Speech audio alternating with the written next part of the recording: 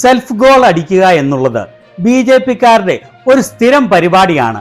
അവർ എന്ത് പറഞ്ഞാലും ബൂമറാങ്ങി പോലെ അവർക്ക് തന്നെ തിരിച്ചടിക്കുന്ന അവസ്ഥയാണ്.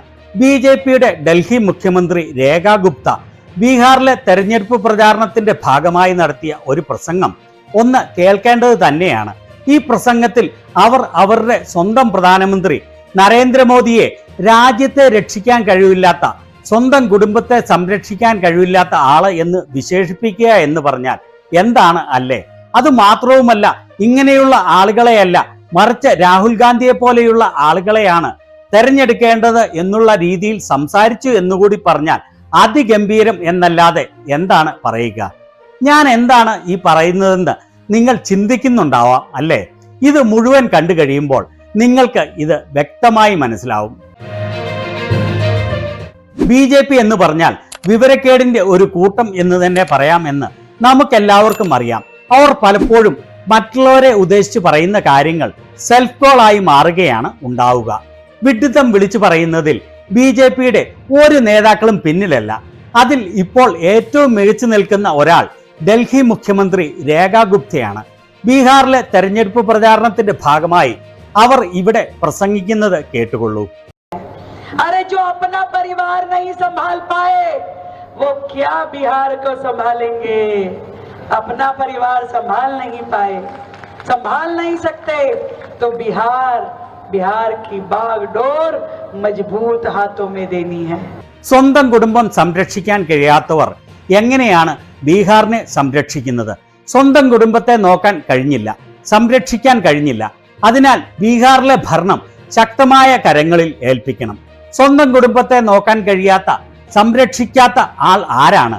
എല്ലാവർക്കും അറിയാം, അത് പ്രധാനമന്ത്രി നരേന്ദ്രമോദിയാണ് എന്ന്. വിവാഹം കഴിച്ച ഭാര്യയെ ഉപേക്ഷിച്ച് വീട് വിട്ടിറങ്ങിയ ആളാണ് മോദി. സ്വന്തം കുടുംബത്തെ സംരക്ഷിക്കാതെ, സ്വന്തം ഭാര്യയെ സംരക്ഷിക്കാതെ അതിന് കഴിവില്ലാത്ത ആളെന്ന് വ്യക്തമായി കാണിച്ചു തന്നു നരേന്ദ്രമോദി. അങ്ങനെയുള്ള ആളുകളുടെ കൈകളിൽ ബീഹാറിന്റെ ഭരണം ഏൽപ്പിക്കാതെ ശക്തമായ കരങ്ങളിൽ ബീഹാറിന്റെ ഭരണം ഏൽപ്പിച്ചു കൊടുക്കണം. സ്വന്തം കുടുംബത്തെ സംരക്ഷിച്ച്, സ്വന്തം കുടുംബത്തെ കാത്തു പരിപാലിച്ച രാഹുൽ ഗാന്ധിയെ പോലെ ഒരാളുടെ കരങ്ങളിൽ ഏൽപ്പിക്കണം എന്നല്ലേ അവർ ഉദ്ദേശിച്ചത്? സ്വന്തം ഭാര്യയെ മാത്രമല്ല, സ്വന്തം അമ്മയെയും ഉപേക്ഷിച്ച് സംരക്ഷിക്കാതെ കടന്നു കളഞ്ഞ ആളാണ് നരേന്ദ്രമോദി.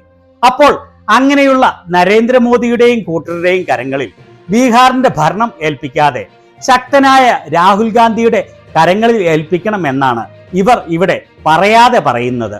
ഇതുപോലെ സെൽഫ് ഗോൾ അടിക്കാൻ ബി.ജെ.പിക്കാർക്ക് മാത്രമേ സാധിക്കുകയുള്ളൂ എന്ന് വ്യക്തമായില്ലേ?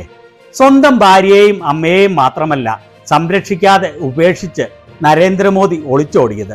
ഇവിടെ നരേന്ദ്രമോദി പറയുന്നത് കേട്ടുകൊള്ളൂ.